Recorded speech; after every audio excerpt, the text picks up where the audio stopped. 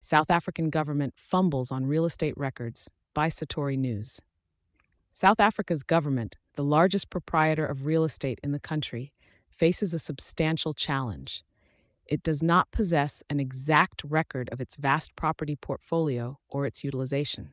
Attempts to comprehensively audit the state's assets have been unsuccessful, leaving the valuation and management of these properties in question. Public Works and Infrastructure Minister Dean Macpherson has voiced his concerns about the state of the government's asset register, which nominally lists around 88,000 buildings and 5 million hectares of land, estimated to be valued at $155 billion.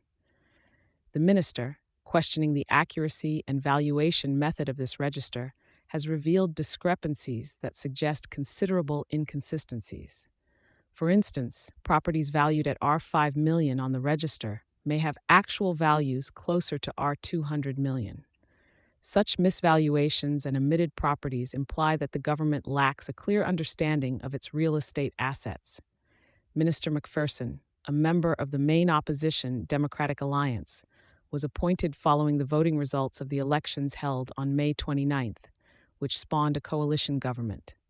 He and his advisors are considering options to resolve these record-keeping and valuation issues. One such option is to establish a property management trading company, which would better position the government to utilize real estate assets to fund new infrastructure projects. According to President Cyril Ramaphosa, South Africa has a monumental task ahead. The nation needs to invest R4.8 trillion in infrastructure by 2030, 66% of which must come from the private sector, to meet the demands for transport, water, and other infrastructural needs. Amid economic growth rates languishing under 1% over the past decade, the president envisions construction as a catalyst for economic acceleration.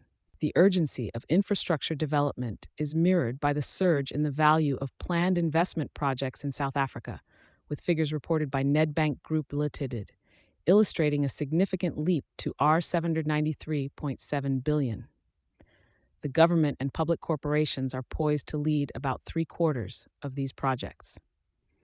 In a move to buttress these efforts, Minister Macpherson has announced the creation of Infrastructure South Africa, a government office aimed at expediting mega infrastructure projects, streamlining bureaucracy, and drawing investment, both domestic and foreign.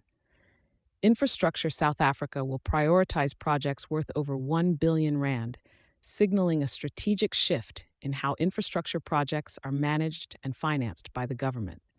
South Africa is at a crucial juncture where proper management of state assets, streamlined investment processes, and strategic planning could lead to substantial infrastructural improvements and economic revival.